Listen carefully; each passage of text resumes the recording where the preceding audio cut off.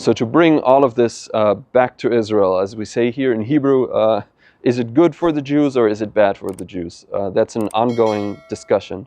The PA, as I said, is controlling areas A and B, is in control of most of what's being called the West Bank, and has really cooperated with the IDF out of its self-interest. The cooperation with the IDF against these terror groups has given or has kept its control over these areas.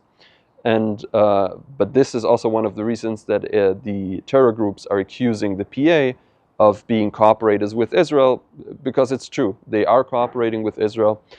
And from the Israeli side, there are many in Israel who are praising this cooperation, and are saying that this is one of the main factors keeping, somewhat at least, keeping the stability in these areas. And they are arguing that we should continue and deepen our cooperation with the Palestinian Authority. And for example, this also connects to the issue of what will happen in Gaza after the war.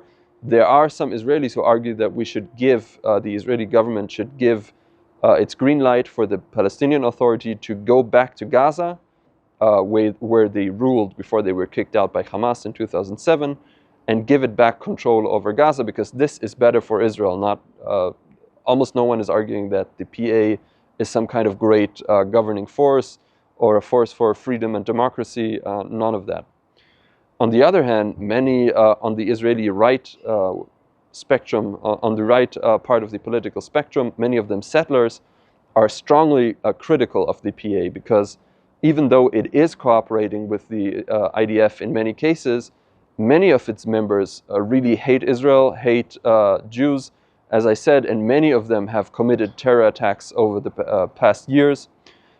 Including on October 7, there were videos showing celebratory gunfire in these security forces bases, and also PA officials openly praised the October 7 attacks, and subsequently some of them walked some of these comments back. But still, it's clear that the PA isn't really a friend of Israel, but there is cooperation just out of self-interest. Another very important point to mention that is connected here is, of course, that the PA is paying salaries, it's paying money to terrorists and to the families of terrorists who have murdered or tried to murder Israelis. And this also includes family members and terrorists of other groups, for example, Hamas and Islamic Jihad. So the Palestinian Authority is really funding and incentivizing terror on the one hand, while on the other hand, it continues to cooperate with Israel.